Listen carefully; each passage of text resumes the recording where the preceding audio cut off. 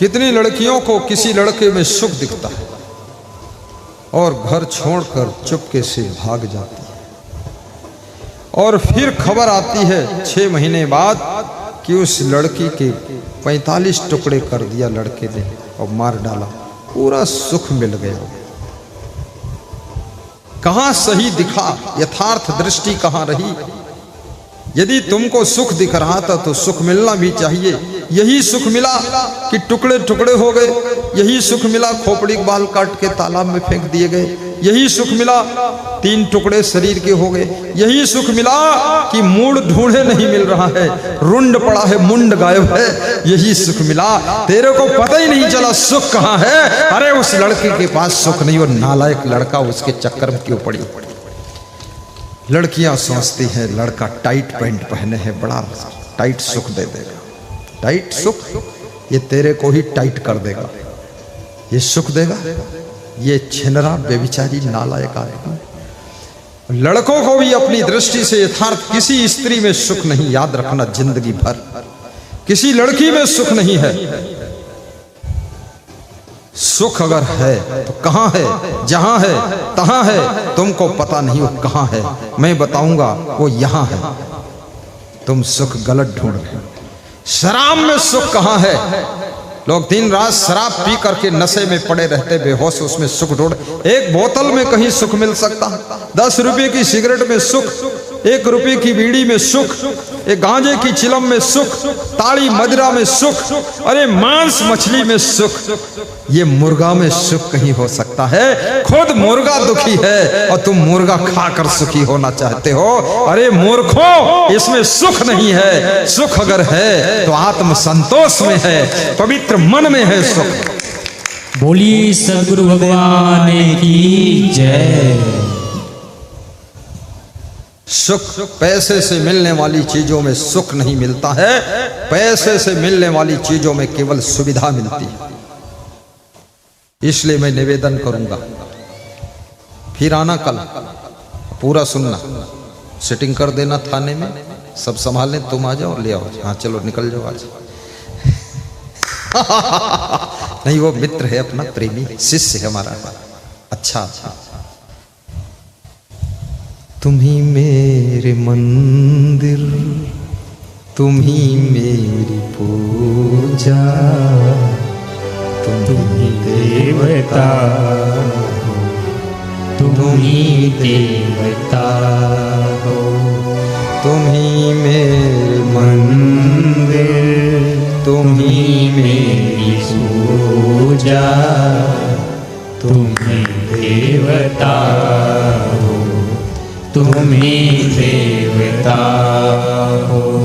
कोई मेरी आँखों से देखे तो समझे कि तुम मेरे क्या हो, कि तुम मेरे क्या हो।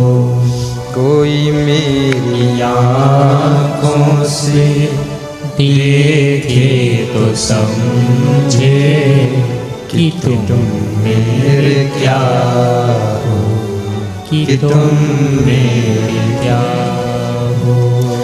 तुम ही मेरे मंदिर, तुम ही मेरी पूजा, तुम ही देवता हो, तुम ही देवता हो।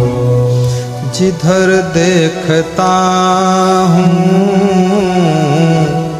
नजर तुम ही आते, जिधर देखता हूँ गाइए गाइए नजर तुम ही आते। सभी भक्त साधक तेरे गीत गाते, सभी भक्त साधक तेरे गीत गाते। गीतों की माला के रचैया तुम ही हो, जीवन की नैया के खेवैया तुम ही हो।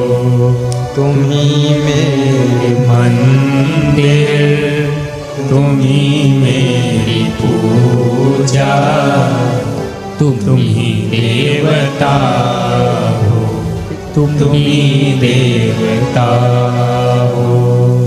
तुम ही राम मेरे कन्हैया तुम ही हो, जीवन की नैया के खेवैया तुम ही हो। तुम ही मेरे मंदिर, तुम ही मेरी पूजा, तुम ही देवता हो, तुम ही देवता हो, तुम ही देवता हो। न जानू मैं भक्ति, न जानू मैं पूजा, शिवा तेरे सत्य गुरु नहीं और दूजा।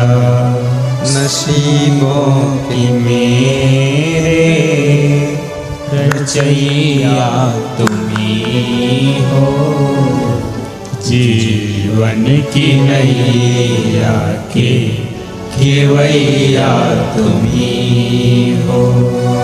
तुम ही मेरे मंदिर, तुम ही मेरी पूजा, तुम ही देवता हो, तुम ही देवता हो।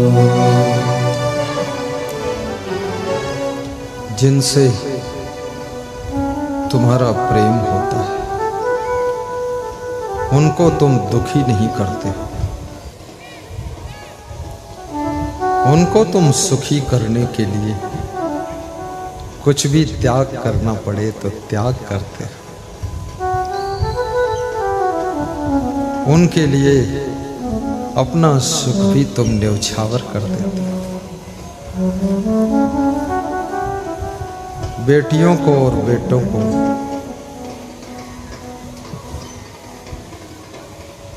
सिर्फ यही काम करना है, अपने माता पिता से प्रेम कीजिए। जिस बेटी को अपने माँ बाप से बहुत प्रेम है वो कभी गलत कदम नहीं उठाती है। जिस पत्नी को अपने पति से पूर्ण प्रेम है वो कभी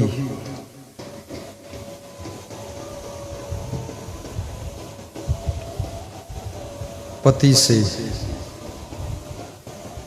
ऐसा व्यवहार नहीं करती है जिससे पति दुखी हो। जिस पत्नी को सास ससुर से प्रेम होता है बिना बोले हुए ही उनकी सेवा करती है। हर स्त्री अपने अपने सास ससुर की सेवा करे तो संसार में कोई माता पिता सेवा से वंचित नहीं रहेगी। हर बेटी चाहती है मेरे माता पिता की सेवा मेरी भाभी करे, लेकिन वो स्वयं जहां भाभी बनकर बैठी है वहां अपने सास ससुर की सेवा नहीं कर रही है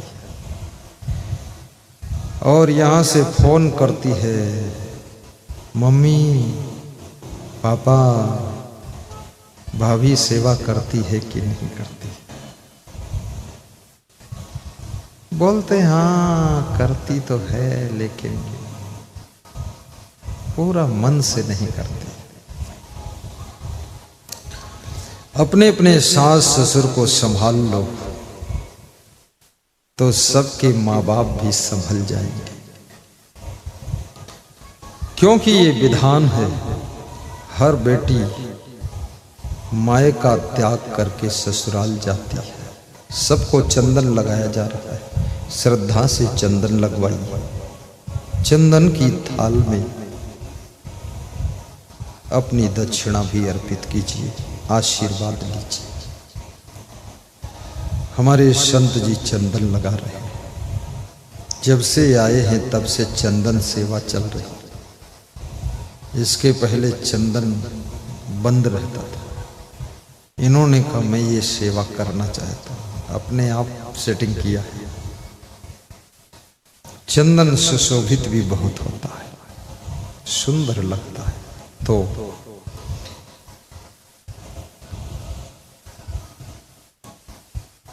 अपने बच्चों को अपने आंचल का दूध पिलाइए। फैशन की बहारों में बच्चे को बोतल का दूध पिला पिला कर संस्कार विहीन मत कीजिए। पटना में लगभग 55 वर्ष से जो सांसद हैं, विधायक हैं, चेयरमैन पटना के रहे, महापौर रहे, अनेक पदों पर विभूषित रहे, महान भक्त श्री राम कृपाल यादव, उनके घर पधरौनी थी, बड़ी श्रद्धा से। उनकी वाइफ ने चरण पखारा, परिवार ने आरती किया, माला बहुत सुंदर पहनाया और सब संतों को प्रसाद भी खिलाया, सेवा किया, सत्कार किया। उन्होंने बताया कि मेरे दादाजी ने मुझको बहुत मारा था। तो मैंने कहा क्यों मारा? बोले इसलिए मारा कि मेरी उम्र बहुत हो गई थी तो भी मैं अपनी माँ का दूध पीता था। तो उन्होंने बहुत बार समझाया, फिर भी मैं नहीं माना। मैं काफ़ी बड़ा हो गया था तो भी दूध पीता था और मेरी माँ प्रेम से दूध पिलाती थी। तो एक दिन दादाजी को गुस्सा आ गया तो मेरी बहुत अच्छी तरह से सर्विसिंग किया, पिटाई किया। कभी कभी घरों में बच्चों की सर्विसिंग भी होती है, थोड़ी थोड़ी पिटाई करना पड़ जाता है। और माँ के हाथों से पिटाई और बाप के हाथों से पिटाई जिसकी हो गई, अब वो दुनिया में कहीं भी चला जाए, अब जिंदगी में उसकी कभी पिटाई नहीं होगी, क्योंकि यहां हो चुकी है एडवांस। हाँ, सर्विसिंग पहले से हो गई है, गाड़ी ठीक है। माँ बाप की कड़ाई तुम्हारी पढ़ाई में भी 4 चांद लाती है। अब माँ बाप का डांटना, जिसने माँ बाप की डांट खा लिया वो संसार में अब किसी की डांट खाना नहीं पड़ेगा, अब वो ठाठ से जिंदगी जिए। इसलिए माँ बाप कभी डांट दे, सास ससुर डांट दे, मुस्कुरा के डांट खा ले, क्योंकि डांट तुम्हारी जिंदगी को ठाठ बाट में बदल देगी। अन्यथा तुम्हारा मन बिगड़ जाएगा, इधर उधर हो जाएगा, लटर पटर हो जाएगा, फिर खटर पटर में जिंदगी बीतेगी, फिर चटर पटर खाते रहोगे।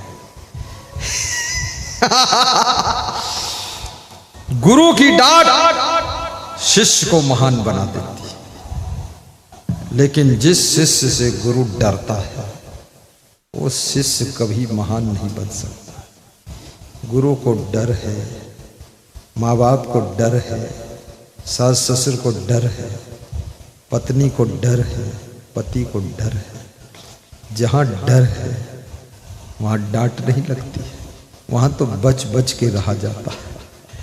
कितने पुत्रों ने अपने माँ बाप को डरवा रखा है कि अगर ज्यादा कुछ कहा तो जहर पीऊंगा। कितनी बहुओं ने सास ससुर को डरवाया है, ज्यादा अंगुली कोचोगी तो फिर फांसी लगा के मर जाऊंगी। कितनी स्त्रियों ने अपने पति को बहुत डरवाया है, ज्यादा 3-5 करोगे तो यहां से मेरा मायका 5 ही किलोमीटर है, निकल जाऊंगी तुरंत। मैं पेड़ पे चढ़ जाऊंगी तो पति कहता आरा से कटवाऊंगा, तो कुएं गिर जाऊंगी तो पति बोला रस्सी से खिंचवाऊंगा, तो बोली मायके चली जाऊंगी तो बोला ट्रैक्टर पे बिठा लाऊंगा, तो बोली कहीं भाग जाऊंगी तो पति बोला ढुड़वा के फिर लाऊंगा, तो बोली गोबर खा लूंगी तो पति बोला चल नालायक खा ले गोबर, अब क्या करना, गोबर खा लो। ये सब नौटंकी बंद होनी चाहिए घर घर की। गम खा करके जीना सीखो।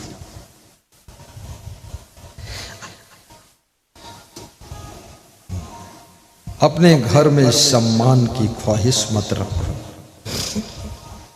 आपका घर है, यहां सम्मान का क्या काम है?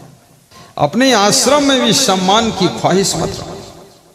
अपना आश्रम है, अपने गुरु भाई हैं, अपने गुरु हैं, अपने शिष्य हैं, यहां ज्यादा झंझट में पड़ना नहीं। बस काम करते रहो, वही सम्मान है।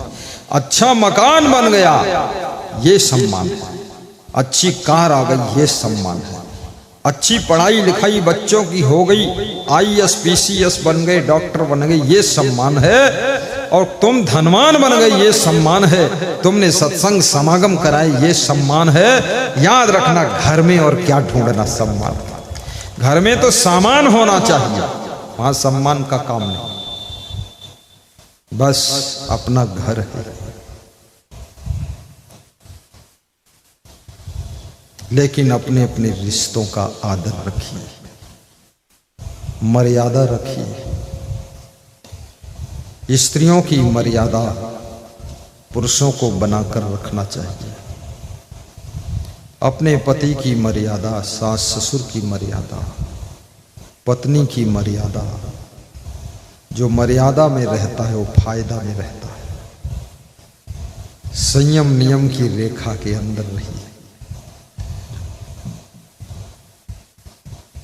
जीवन बड़ा विचित्र है।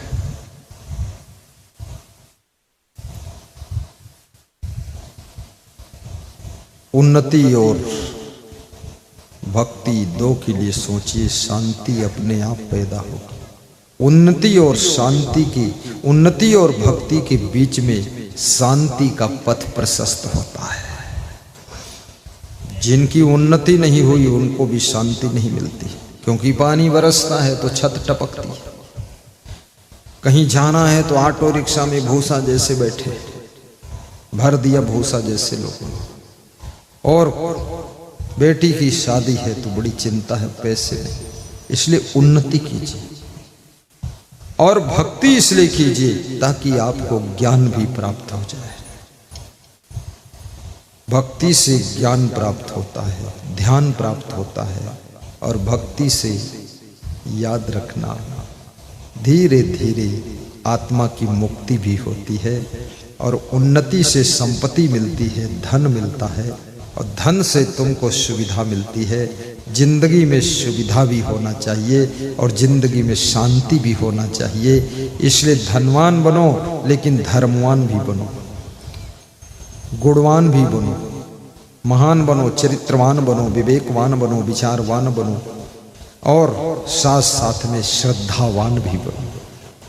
कृष्ण कहते हैं, श्रद्धवा लभते ज्ञानम तत्परः संयतेन्द्रियः ज्ञानम लब्ध्वा पराम शांति मचिरेण अधिगच्छति। श्रद्धावान को ज्ञान प्राप्त होता है, और जिसको ज्ञान प्राप्त होता है उसके लक्षण होते हैं। उसकी इंद्रियों पर उसका संयम होगा, मन पे उसका कंट्रोल होगा, और कल्याण के कार्यों के लिए वो तत्पर हो जाएगा। सब एक साइड में करके सत्संग सुनने चला जाएगा, दुकान भी बंद कर देगा। हमारे पास में एक जयसवाल साहब आए हैं भभुआ तरफ से, भभुआ बिहार से। सुबह आए थे, बोले अब गुरुजी जाऊं, तो हमने कहा चले जाना। फिर दोपहर में देखा 3 बजे वो फिर मिले, तो हमने कहा अच्छा रुक गए थे क्या? बोले हाँ मन बोला अब रुक जाओ, दुकान बंद है, कोई बात नहीं, गुरु का दर्शन चालू है, दुकान बंद है। आपके दर्शन के पुण्य से मेरा मन शांत रहे। हमने कहा इससे ज्यादा फायदा होगा तुम्हारा दुकान में भी उन्नति होगी भक्ति से। वास्तव में जीवन में दुकान भी चलाइए, बिजनेस करिए, सर्विस करिए, खेती करिए, ये करिए वो करिए, जो कर सको सो करिए, पशुपालन भी करिए, जो रुचि हो वो करिए। कहीं से अर्निंग होना चाहिए, आय का स्रोत होना चाहिए। अर्थागमो नित्यम, विदुर जी कहते हैं जिसके घर में नित्य आर्थिक आमदनी है, डेली इनकम सोर्स है, उसके घर में सुख पैदा होने की उम्मीद है। आरोग्यताचा, जिस घर के लोग निरोगी हैं उसके घर में सुख पैदा होने की उम्मीद है। जिसके घर में बहुत रोग व्याधि है, जो देखो सो पड़ा है, जो देखो सो बीमार है, कोई कहता कैंसर हो गया, कोई बोलता है खोपड़ी फोड़ा निकला है, कोई बोलता पीठम फोड़ा है, कोई बोलता है कि हमरे तो पेटम दर्द हो रही है। दुनिया भर का सब रोग व्याधि है, वहां दुख पैदा होने की उम्मीद है, वहां सुख नहीं हो सकता। क्योंकि शरीर का स्वास्थ्य भी अच्छा हो और मन की चंचलता भी कंट्रोल हो, तब सुख का जन्म होता है। और जब आत्मा का ज्ञान हो तब शांति का जन्म होता है। जब गुरु की भक्ति हो और गुरु के सत्संग में डुबकी हो तब ये सब कुछ हो सकता है। प्रथम भगति संतन कर संगा,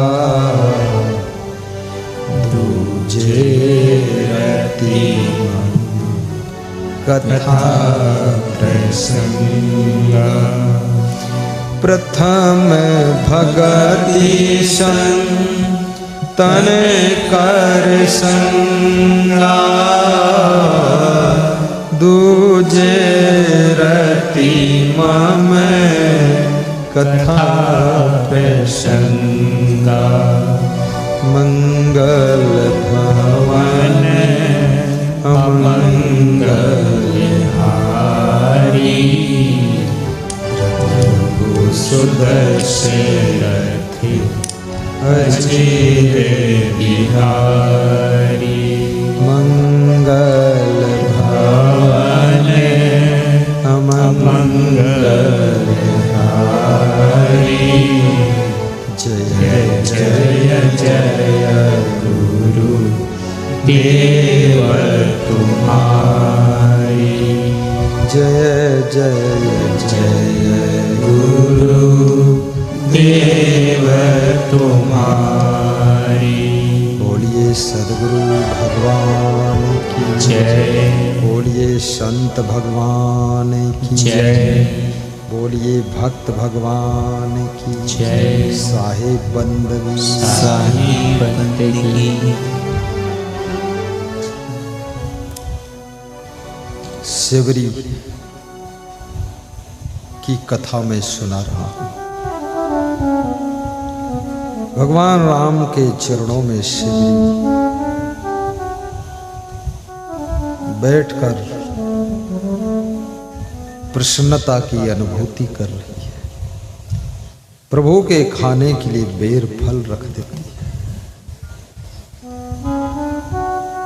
और राह में फूल बिछाती है, चरण पखारती है।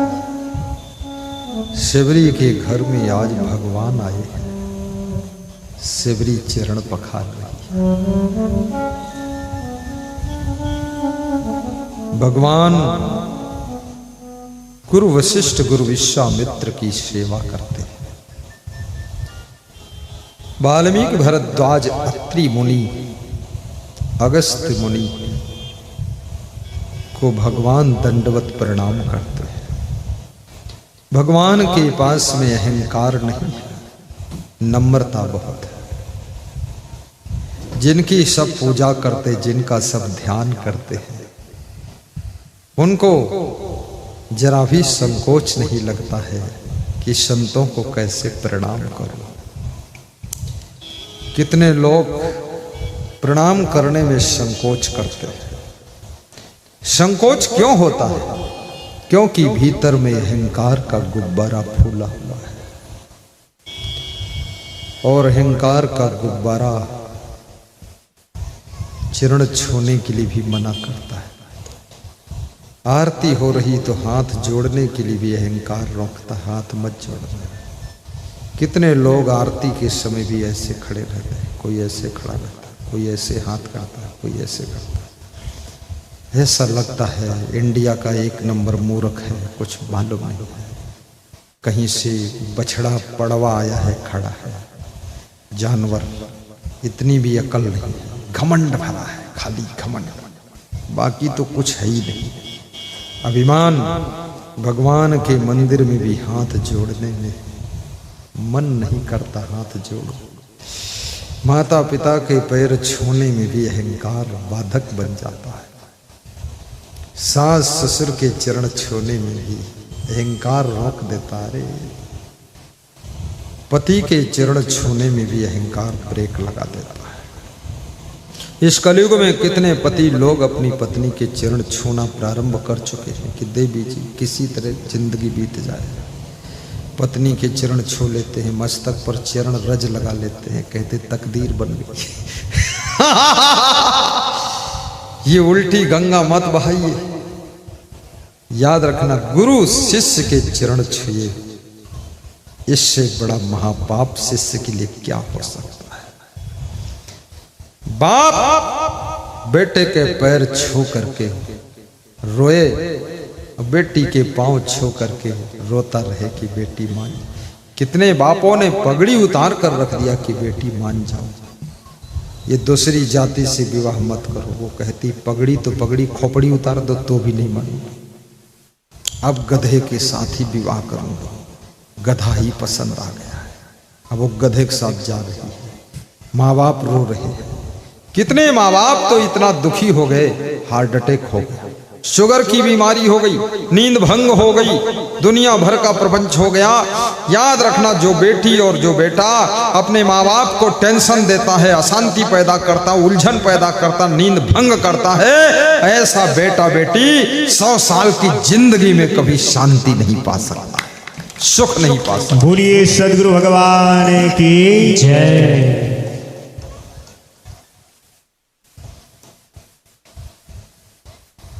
चरित्रवान बनकर रहो, माता पिता को दुख मत दो,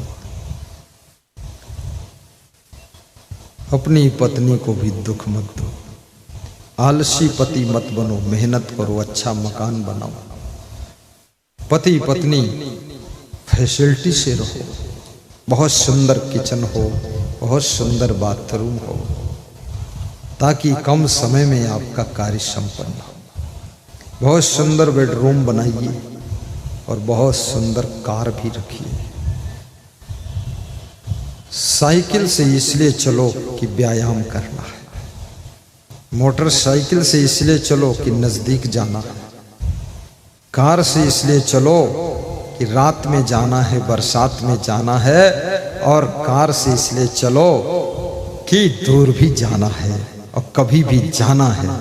इसलिए घर में साइकिल भी हो ताकि व्यायाम कर सको, घर में मोटरसाइकिल हो ताकि नजदीक घूम सको, और घर में कार भी हो ताकि लखीमपुर खीरी धाम भी आ सको और रात में बरसात में जा सको।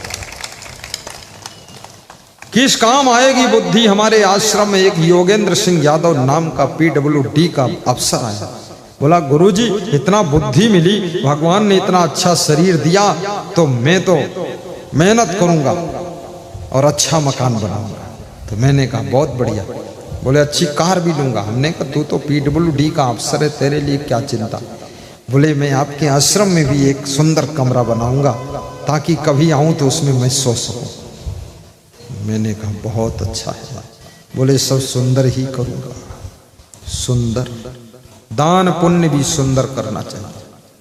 कितने लोग दारू के लिए पैसा देना हो तो 500 का नोट निकलता है, और दान के लिए देना हो तो 10 का नोट निकालते हैं। वो घर ही से निकाल कर ऊपर वाली जेब में धर के लाते हैं कि 10 रुपया देना। जो दारू नरक में ले जाएगी उसके लिए 500 निकाला, और जो सत्संग स्वर्ग में ले जाएगा उसके लिए 10 रुपये निकाला। अरे दारू के नाम पर 10 पैसा भी मन निकालो, सत्संग के नाम पर दिल खोल कर खर्च करना चाहिए और सत्संग कराना चाहिए। बोलिए सदगुरु भगवान की जय। ज्ञानदाता गुरुदेव की जय हो, जय हो। शराब कभी मत पीना, शरीर खराब होता है, पैसा खराब होता है, मन खराब होता है, रिश्ते खराब होते हैं, प्रेम खराब होता है, घर बिगड़ जाता है, बच्चों का भविष्य बिगड़ जाता है। बाप नशा में है, बच्चों की दुर्दशा है। बेटों के साथ भी खिलवाड़ मत कीजिए। अपनी आत्मा को भी समझिए मैं कौन हूं। राम कहते हैं शिवरी,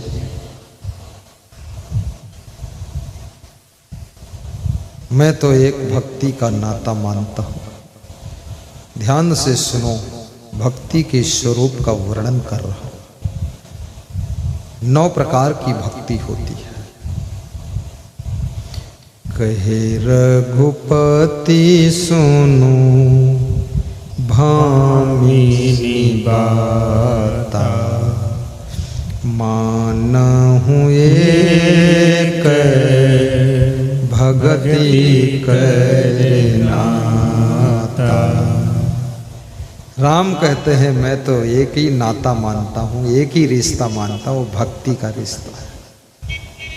राम का वनवास हुआ तो अपने रिश्तेदारों के यहां नहीं गए, मामा ओमा के यहां नहीं गए, ननिहाल नहीं गए, उन्होंने भक्तों के यहां गए, शिवरी के यहां गए, भरद्वाज के यहां गए, संतों के यहां गए।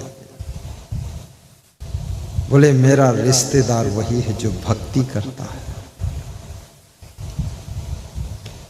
कहे रघुपति सुनो भामिनी बाता, मानहु एक भक्ति करे नाता। एक भक्ति का रिश्ता मैं मानता हूं, बाकी कोई रिश्ता मैं नहीं मानता।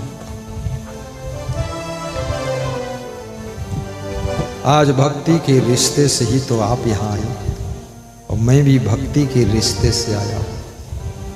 भक्ति का रिश्ता लोक परलोक का रिश्ता है। इस संसार के रिश्ते तो खाली संसार तक सीमित है। मृत्यु के बाद रिश्ते भी मर जाते हैं।